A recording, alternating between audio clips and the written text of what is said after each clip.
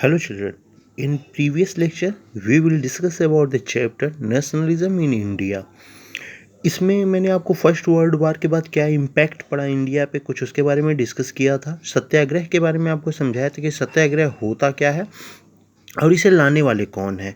मैंने आपको डिस्कस किया था महात्मा गांधी के बारे में और मैंने बताया था 9 जनवरी 1915 1915 को वो साउथ अफ्रीका से इंडिया पे आए हैं।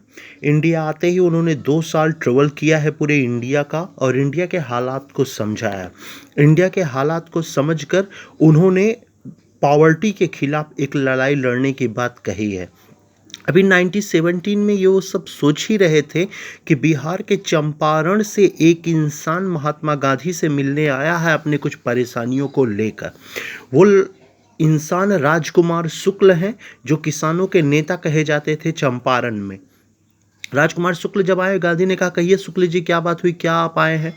शुक्ल ने कहा सर चंपारण में बहुत जुल्म किया जा रहा है अंग्रेजों के द्वारा। किसानों फार्मर को जबरदस्ती फोर्स करके उन्हें इंडिगो का प्रोडक्शन करने के लिए बाध्य किया जा रहा है, उन्हें फोर्सफुली करने के लिए वो कहा जा रहा है। गांधी ने तो कहा क्या बात है, इंडिगो का अगर प्रोडक्शन करने के लिए कहा जाए तो उसमें प्रॉब्लम क्या है।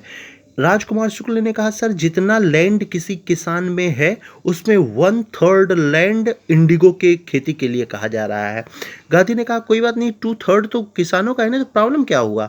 उन्होंने कहा सर 1/3 इंडिगो का अगर प्रोडक्शन हो रहा है तो आपको पता होना चाहिए जहां नील की खेती होती है वो 2-3 महीने में ही नील आ जाता है, लेकिन वहां का जो लैंड है वो 2 to 3 ईयर्स पूरी तरह अनुपजाऊ हो जाती है, बर्जर हो जाती है, बैरन हो जाती है पूरी तरह। वहाँ कोई अनाज पैदा नहीं किया जाता।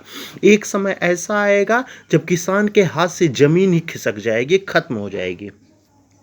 गांधी जब ये बात जाने हैं तो वो चंपारण में पहुंचे हैं और वहां उन्होंने इंडिगो रिवॉल्ट किया, नील की क्रांति किया, जहां पर उन्होंने अंग्रेजों के खिलाफ लड़ाई लड़ी और यही गांधी का पहला सत्याग्रह है जिसके द्वारा वहां उन्होंने इंडिगो के प्रोडक्शन पे रोक लगाया है और किसानों के अधिकारों पर बल दिया है।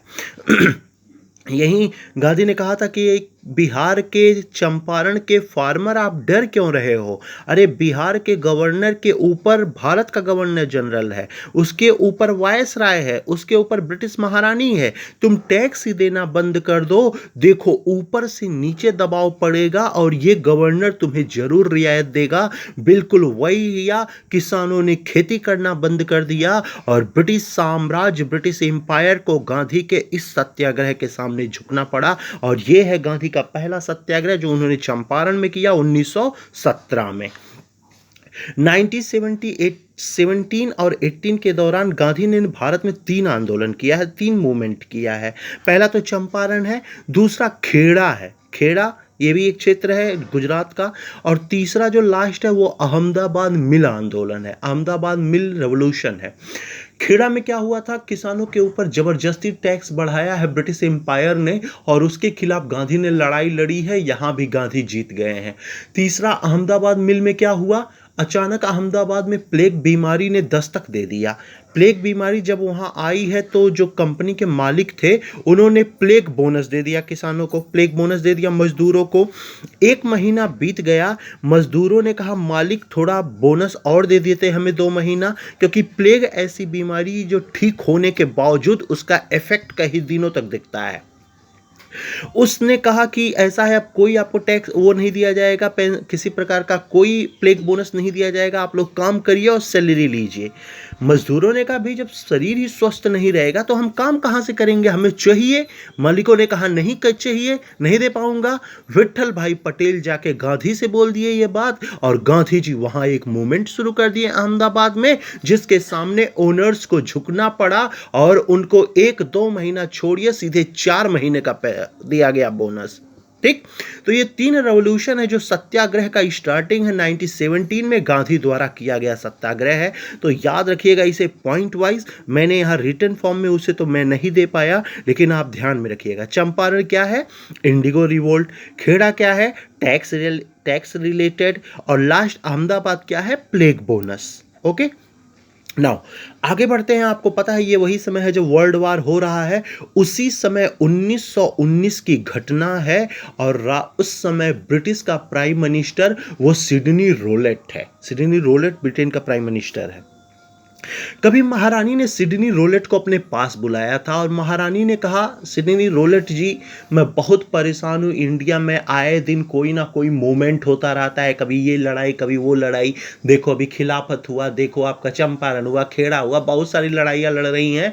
अरे रोलेट, कोई ऐसा रेगुलेशन, कोई ऐसा कानून बताओ जिससे भारत में किसी प्रकार का कोई मूवमेंट ही ना हो सके। रोलेट ने कहा, महारानी इसका तो एक ही उपाय है। महारानी ने कहा, कहिए क्या उपाय है। उन्होंने कहा, अरेस्ट टू डाउट, संदेह के आधार पर, arrest to base about doubt, doubt के आधार पर किसी को भी अरेस्ट कर लीजिए। अगर आपको लगता है कि ये कोई कानून तोड़ने वाला है तो उसके तोड़ने से पहले उसको अरेस्ट कर लो। बड़ा ही काला कानून, बड़ा ही ब्लैक रेगुलेशन कहा जाता है। महारानी को पता नहीं क्या सूझी। महारानी ने कहा, बहुत अच्छा रोलेट, इससे अच्छा कानून तो हो ही नहीं सकता। और मार्च 1919 में उन्होंने रोलेट कानून भारत में पारित करवा दिया, 21 मार्च 1919 में। गांधी ने कहा, बताओ अभी तो वार समाप्त हुआ, हम लोग वैसे ही दुख में हैं, ऊपर से ये क्या, संदेह के आधार पे चार लोग बैठ के बातचीत कर रहे हैं भैया कि ये परेशानी है, मुझे ये परेशानी है। आपने कहा, अरे ये तो रेवोल्यूशन करने वाला है, आपने जेल में डाल दिया। ये तो बड़ा गैर कानूनी कानून है, बड़ा अंधविश्वासी कानून है, बहुत ही ब्लैक रेगुलेशन है और ऐसा है इसका विरोध 6 अप्रैल 1919 को पूरे भारत में किया जाएगा। क्लियर। 6 अप्रैल का दिन आया। महारानी ने कहा, ऐसा है अगर भारत में कोई भी स्ट्राइक हुआ तो उन नेताओं को अरेस्ट कर लेना जो इस प्रकार का स्ट्राइक कर रहे हैं। ठीक। 6 अप्रैल को शुरू हो गया स्ट्राइक। स्ट्राइक हर एक जगह पे हुआ, बड़े बड़े नेता अरेस्ट कर लिए गए। 9 अप्रैल को पंजाब में स्ट्राइक किया है दो नेताओं ने। एक का नाम है डॉक्टर सतपाल और दूसरे का नाम है डॉक्टर सैफुद्दीन किचलू। इन दोनों ने मूवमेंट किया है रोलेट के खिलाफ पंजाब में। कहा जाता है 10 अप्रैल को इन दोनों को अरेस्ट कर लिया। इन दोनों को जब अरेस्ट हो गया तो पंजाब में एक तरह की हिंसा भड़क गई। पंजाब में इन्होंने कहा, बताओ मेरा नेता बिल्कुल नॉन वायलेंस की तरह मूवमेंट कर रहा है, उसको क्यों अरेस्ट किया गया। अरे भाई, जो वायलेंस करे उसको अरेस्ट करो ना, नॉन वायलेंस वाले को क्यों अरेस्ट करते हो। इसीलिए पंजाबी जनता ने एक विरोध जुलूस निकालना शुरू किया। 13 अप्रैल 13 अप्रैल 1919 की घटना है जब आपके भारत में एक बहुत बड़ा मैस्कर हुआ है और नरसंहार हुआ है जिसे आप जलियांवाला बाग हत्याकांड कहते हैं, जो हुआ है आपके पंजाब में।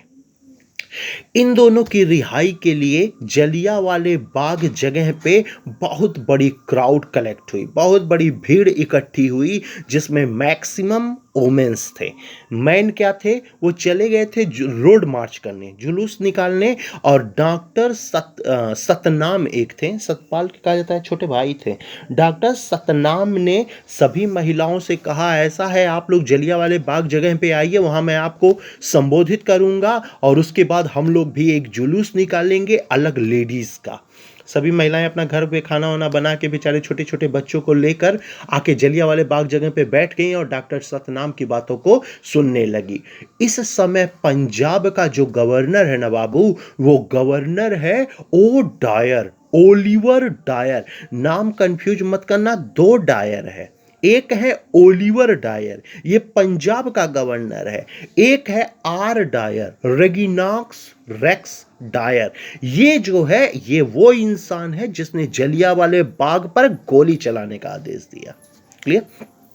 ओलिवर डायर कौन है, पंजाब का गवर्नर। और रेक्स डायर कौन है, जिसने गोली चलाने का आदेश दिया। कहा जाता है डॉक्टर सतनाम अभी भीड़ को संबोधित ही कर रहे थे कि वहां ये आर डायर आया है और बिना अल्टीमेटम दिए इसने उस जनता पर गोली चलाने का आदेश दिया जहां लगभग 1000 से ऊपर इंसान मारे गए। कहा जाता है इस 1000 में आधे से ज़्यादा महिलाएं थी और लगभग 200 से 250 छोटे छोटे नवजात बच्चे थे, जिस पे रहम नहीं किया आर डायर और गोलियों की बरसात कर दिया। यही घटना कहलाती है जलियांवाला बाग मासर, जलियांवाला बाग हत्या कांड, जो हुआ है 13 अप्रैल 1919। गोली चलाने वाला है रग्नास रेक्स डायर। कहा जाता है तमाम महिलाओं ने जब ये देखा कि आर डायर गोली चला रहा है, तो वह अपने बच्चों को लेकर वहीं जलियांवाले बाग में एक कुआं था, उसी कुएं में कूद गई कि शायद गोलियों की जब बरसात खत्म हो जाएगी तो वो निकल कर चली जाएंगी। लेकिन इस आर डायर को थोड़ी सी भी दया नहीं आई और उसने उस कुएं में गोलियों की बरसात कर दी। कहा जाता है जब कुएं से पानी खाली किया गया तो वो पूरा पानी रेड हो चुका था। ये है सबसे बड़ा मास्कर जो किया है उस आर डायर ने आपके पंजाब में। पूरे भारत में कहा जाता है जमकर विरोध हुआ, जमकर विरोध हुआ। पूरे इंडिया ही नहीं, पूरा वर्ल्ड आलोचना किया है ब्रिटिश एम्पायर का कि बताइए ब्रिटिश एम्पायर इतना नीचे गिर जाएगा, ये तो मैं सोच भी नहीं सकता।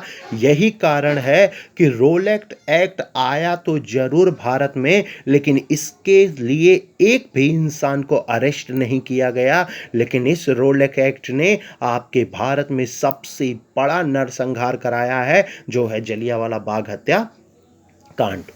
इसी के दुख में गांधी ने अपने केसरे हिंद की उपाधि अंग्रेजों को वापस कर दी।